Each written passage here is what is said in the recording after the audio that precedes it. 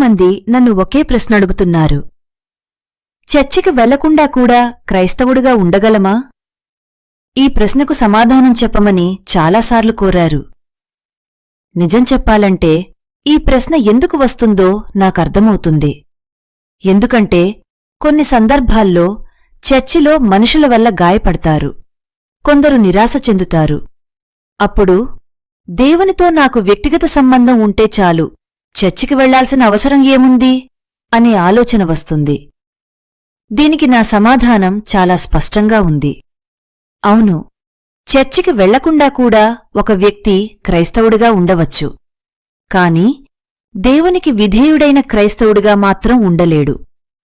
ఎందుకో ఇప్పుడు బైబిల్ ద్వారా చూద్దాం. మొదటిగా మనం ఒక విషయాన్ని అర్థం చేసుకోవాలి. దేవుడు తనను తాను ప్రధానంగా రాజుగా కాకుండా తండ్రిగా మనకు పరిచయం చేసుకున్నాడు.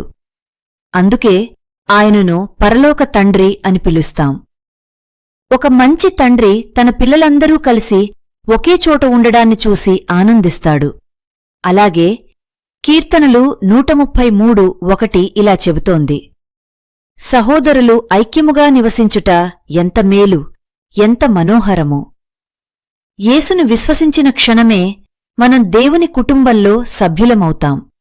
కాని కుటుంబ సభ్యులమని చెప్పుకుంటూ కుటుంబంతో కలిసి ఉండకపోతే ఆ కుటుంబ బంధం ఎలా వ్యక్తమవుతుంది? క్రీస్తులో మనమందరం ఒకే శరీరానికి అవయవాలు. ప్రతి అవయవానికి విలువ ఉంది. కాని అన్ని అవయవాలు కలిసి ఉన్నప్పుడే శరీరం సంపూర్ణంగా పనిచేస్తుంది. అలాగే దేవుడు తన పిల్లలు కలిసి ఆరాధించటం చూడటానికి ఇష్టపడతాడు. ఒక కుటుంబంలో అందరూ భోజనపు బల్ల చుట్టూ కూర్చుంటే తండ్రికి ఎంత ఆనందమో, అలాగే దేవునికి కూడా తన కుటుంబం కలిసి ఉండడం ఆనందం. అయితే కొన్ని ప్రత్యేక పరిస్థితుల్లో మాత్రమే చర్చికి రాలేకపోవచ్చు. ఉదాహరణకు, మీరు అనారోగ్యంతో ఉండవచ్చు. మీరు చర్చి లేని దూర ప్రాంతంలో ఉండవచ్చు. ప్రయాణ సౌకర్యం లేకపోవచ్చు. అలాంటి సందర్భాల్లో దేవుడు తన కృపతో ఆన్లైన్ ఆరాధన వంటి అవకాశాలను కూడా అనుగ్రహించాడు. కాని ఆరోగ్యంగా ఉండి, అవకాశం ఉండి కూడా ఎలాంటి సరైన కారణం లేకుండా చర్చికి వెళ్లకుండా ఉండటం దేవుని ప్రజల నుండి మనల్ని మనమే వేరు చేసుకోవటమే. దేవుడు కొన్ని ఆశీర్వాదాలను వ్యక్తిగతంగా ఇస్తాడు. కాని కొన్ని ఆశీర్వాదాలు సంఘంగా కలిసి ఉన్నప్పుడు మాత్రమే అనుభవించగలుగుతాం. అందుకే ఒంటరిగా ఇంట్లో ఆరాధన చేసినా సంఘంలో మాత్రమే లభించే అనేక ఆశీర్వాదాలను కోల్పోతాం. కొత్త నిబంధనలో చర్చి అనే పదానికి గ్రీకు భాషలో ఎక్లేసియా అనే పదం ఉపయోగించబడింది. దాని అర్థం పిలువబడినవారి సమాజం లేదా కలిసి కూడినవారు. గమనించండి, కూడిక అంటే ఒక్కడిగా ఉండడం కాదు. ఒక కారులోని ఒక్క భాగం నేలపై పడి ఉంటే దానికి ఉపయోగం ఉండదు.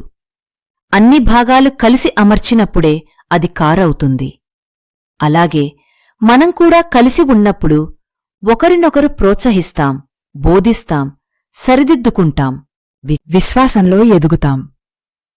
క్రైస్తవ విశ్వాసం ప్రేమ మీద నిర్మించబడింది. ప్రేమను ఒంటరిగా జీవించలేం. అందుకే హెబ్రీయులకు 10:25 ఇలా చెబుతోంది, సమాజముగా కూడుటను మానక ఒకరినొకరు ప్రోత్సహించుకొందాం. అలాగే 1 యోహాను 4:20 ఇలా హెచ్చరిస్తుంది, తన సహోదరుని ప్రేమించినవాడు దేవుని ప్రేమిస్తున్నానని చెప్పిన ఎడల అతడు అబద్ధికుడు.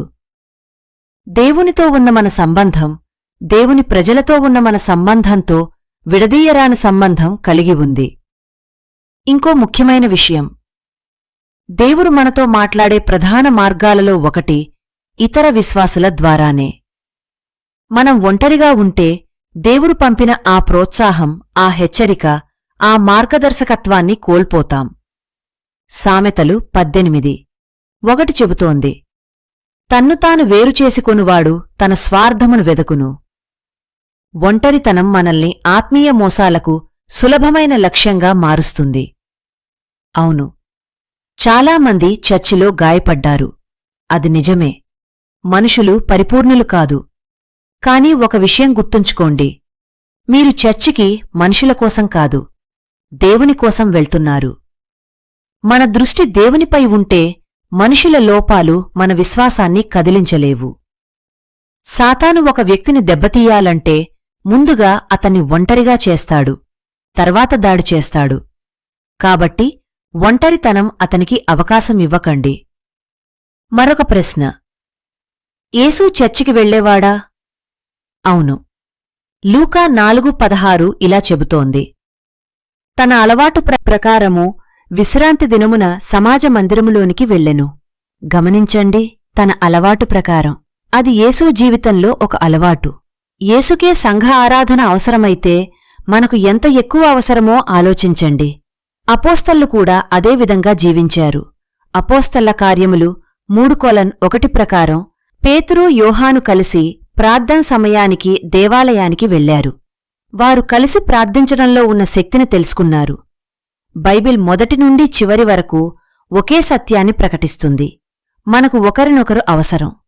చివరిగా, ఒక మండుతున్న బొగ్గు మిగతా బొగ్గులతో కలిసి ఉంటే ఎర్రగా మండుతుంది. అదే బొగ్గును బయటకు తీసి ఒంటరిగా పెట్టితే కొద్దిసేపట్లో చల్లబడిపోతుంది.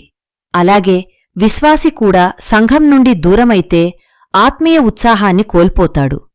కాబట్టి దేవుడి కుటుంబంలో ఉండండి, సంఘంలో నాటబడి ఉండండి, దేవుని కోసం చర్చికి వెళ్ళండి, ఆయన ప్రజలను ప్రేమించండి. అప్పుడు దేవుడు మీ ఆత్మీయ జీవితాన్ని అద్భుతంగా అభివృద్ధి చేస్తాడు. ప్రార్థన. పరలోక తండ్రి, యేసుక్రీస్తు మహిమగల నామములో ఈ సందేశాన్ని వింటున్న ప్రతి ఒక్కరిని నీ చేతుల్లో ఉంచుతున్నాను. కీర్తనలు 133:1 ప్రకారం నీ ప్రజలతో కలిసి ఆరాధించాలనే ఆకలిని వారి హృదయాల్లో కలిగించు. చర్చి వల్ల గాయపడిన వారిని నీవే స్వస్థపరచుము. కీర్తనలు 147:3 ప్రకారం వారి విరిగిన హృదయాలను స్వస్థపరిచి వారి గాయాలు